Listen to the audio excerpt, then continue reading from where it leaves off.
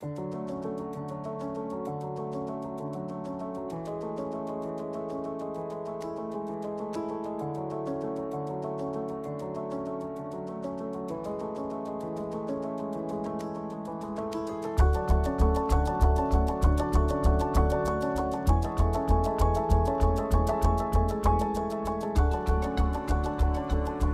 санарип көндүмдөрү деген бүгүнкү күндүн талабы экен, жана адамдын эмгегин жеңилдетет. Өзүңдүн өндүргөн продукт айыл жеринде өндүргөн же жасап жаткан ишиңдин сапатын жогорулатып, кирешени көбөйтүүнүн эң ыңгайлуу жолу экен. Ушул үйрөнгөндөрүбүздү колдонгондон баштап туристтердин саны 50%ке көбөйдү деп айта алам да. Санарип инсан проектиси ошол ар бир айылга барып, аларга түшүндүрүү иштерин кылып, анан өзгөчөлүгү ошо тренингдер, ошол көндүмдөрүн баары кыргыз тилинде болуп аткандыктан, ошол айылдагы жөнөкөй адамдарга бул абдан жеткиликтүү болуп атат.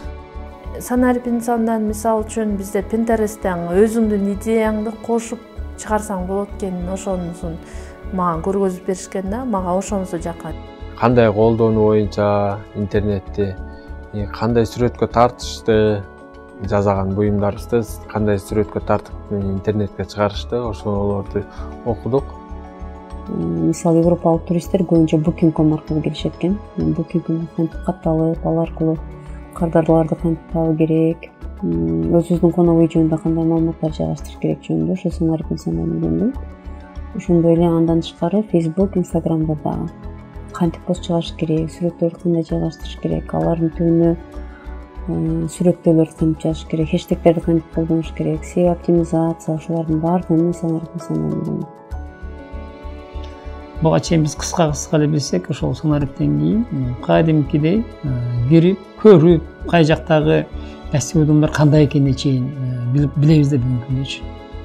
Азыр заманга жараша бул санарипте иштирүү деген абдан жакшы экен. Мурункудай көтөрүп сатпай, соц тармактар менен дагы көптөгөн соода иштерин кылсак аябай жакшы болот экен. Бир топ жеңилдик болот экен бизге. Бир күндүн ичинде көптөгөн маалыматты алдык, чындап эле бул аябай масштабтуу болду. Азыр санарип көндүмдөрү 21-кылым деген сөзгө чоң маани берип отурам. Бардык эле жаштагылар аракет кылса, киреше булагын көбөйтсө боло тургандыгын ишенем. Мындан ары дагы тереңирээк билим алгыбыз келет. Көбүнчө ошо айылдагы айымдар үчүн айтат элем, жаштарга окуш керек дагы. Бул чек эмес. Биздин бир гостевойдун районго чек эмес да. Мен айтар элем, көрөк атыш керек. Азыр жаштар окуш керек. Мен ошол окуу долбоорлорго көп катышсаңыздар деп айтам. Алысына карабай, жакынына карабай.